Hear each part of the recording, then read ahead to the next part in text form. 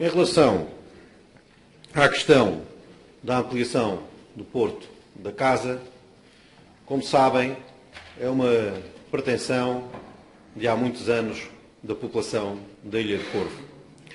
É uma pretensão que une todos os corvinos, sejam eles do Partido Socialista, do PPM, do Partido Social Democrata, do Bloco de Esquerda ou do PCP.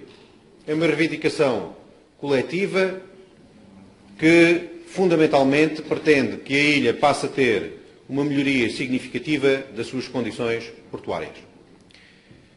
Esta melhoria é absolutamente essencial para a atividade económica da Ilha do Corvo.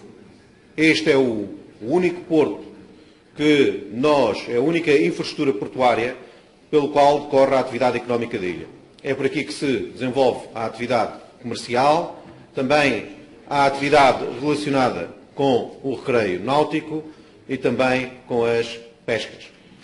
É fundamental que o Porto da Casa venha a ter maior capacidade, do ponto de vista daquelas que são as capacidades de pesca da nossa pequena frota. Estima-se que possa aumentar se as condições portuárias melhorarem e, nesse sentido, isso significará que a Ilha do Corvo pode dar um contributo adicional para um setor que apresenta 20% das exportações dos Açores. E no âmbito da pesca é absolutamente fundamental também garantir que não só as condições melhoram, a capacidade melhora, mas que também as condições de utilização do porto ao longo de um período mais alargado do ano possa ocorrer. E é isto que ficou provado que é possível fazer. É possível melhorar as nossas infraestruturas portuárias no sentido de que, por exemplo, os pescadores possam ir mais vezes ao longo do ano pescar e dessa forma contribuir para a economia da ilha e dessa forma contribuir para a economia dos Açores e para a economia de Portugal. Devo dizer-vos, portanto, que se este é o interesse local, existe também um interesse estratégico muito importante. O Grupo Ocidental, o Corvo e as Flores, apesar de pouco povoado, tem uma importância estratégica fundamental para os Açores e para o país. É a partir das Flores e do Corvo que se pode projetar 40% da zona económica exclusiva da nossa região. 40%. Uma massa territorial muito limitada, mas um direito a uma zona económica exclusiva de enorme dimensão. Porquê? Por causa do Grupo Ocidental. Mais, mesmo o projeto de alargamento da plataforma continental significa também que a presença territorial das Flores e do Corvo é absolutamente fundamental para a abrangência que se tem aqui nesta zona do Atlântico Norte. Portanto, podemos dizer que a melhoria das infraestruturas no Grupo Ocidental tem também um interesse estratégico fundamental para a região autónoma dos Açores e para o país. Este projeto não deve ser visto apenas como um projeto de interesse para a economia local, e já seria bastante para o justificar, mas deve ser visto também como um projeto de um grande interesse estratégico para a região e para o país. É importante que se tenha esta visão alargada.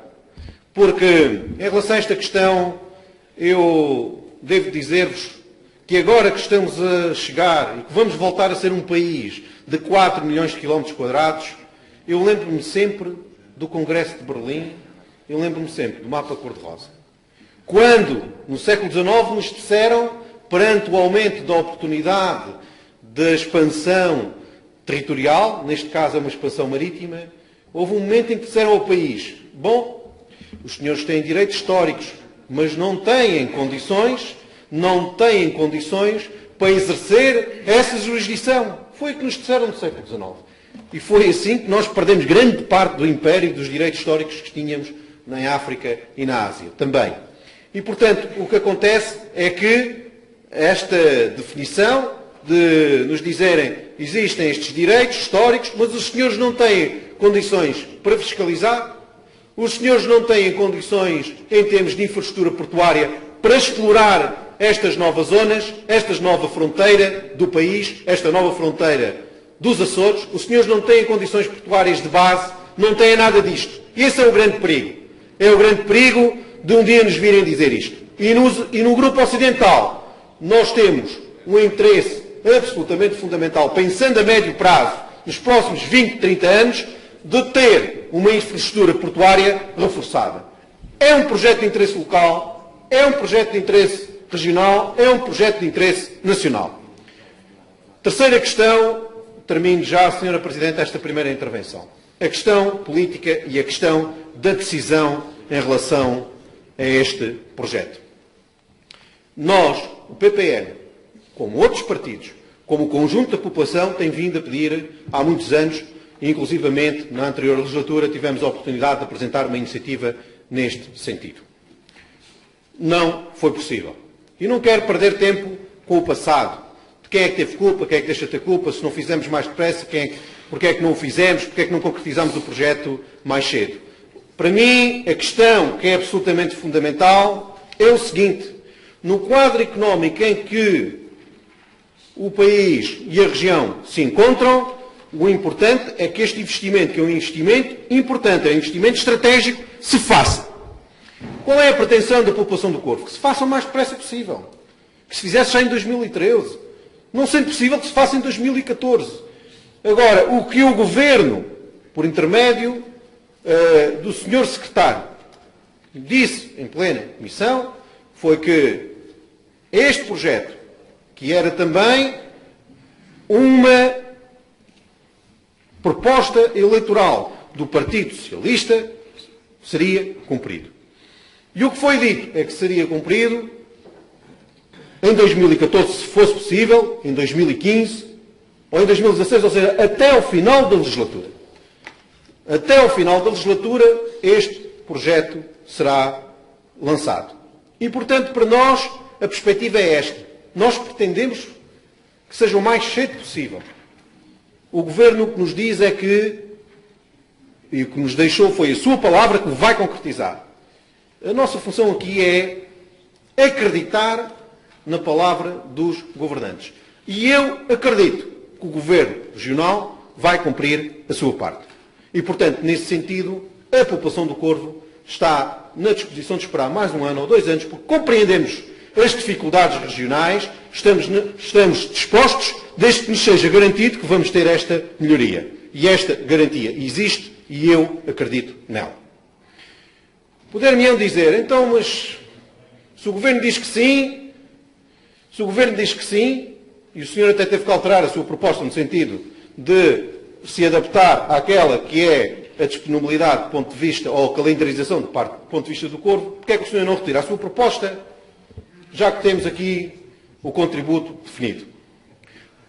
Porque eu acho, não o fiz, porque eu acho que este Parlamento se deve pronunciar sobre esta questão. Porque é de toda a justiça que o venha a fazer. Eu tenho aqui os programas eleitorais dos diversos partidos políticos. Os diversos partidos políticos que estão aqui sentados nesta Assembleia têm um compromisso com este projeto. Este projeto é um compromisso de todos os partidos políticos.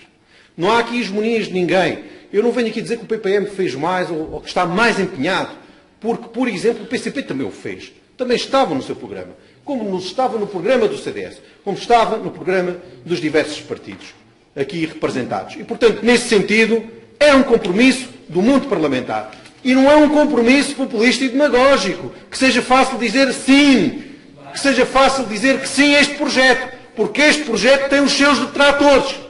E os detratores deste projeto de ampliação, e todos os partidos parlamentares resistiram a esse canto da sereia, que é, os detratores dizem-nos, não, uma ilha com 400 e tal mil habitantes, nós vamos fazer um investimento numa ilha com 400 e tanto, um investimento tão importante.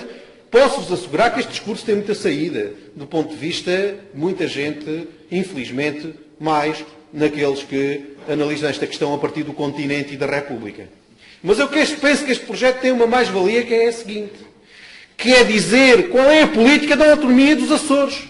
E a política da autonomia dos Açores, pelo menos do ponto de vista da sua definição parlamentar, é vamos para o futuro todos juntos.